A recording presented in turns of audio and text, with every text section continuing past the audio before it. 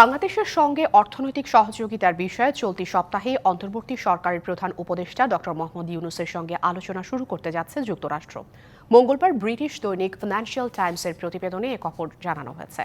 প্রয়োজনীয় সংস্কার কর্মসূচির মাধ্যমে বাংলাদেশ তার অর্থনৈতিক দুর্বলতা কাটিয়ে উঠতে পারবে, সেই সাথে বাংলাদেশ প্রবৃদ্ধি ও সমৃদ্ধির জন্য একটি ভিত্তি তৈরি করতে পারবে বলে যুক্তরাষ্ট্র আশাবাদী বলে জানান মার্কিন assistant treasury secretary Benton Neymar.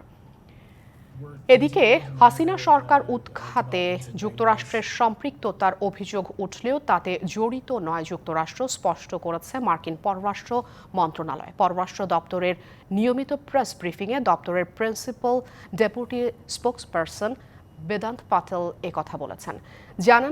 জানানো হয় বাংলাদেশের বর্তমান সরকারের সাথে কাজ করতে আগ্রহী যুক্তরাষ্ট্র।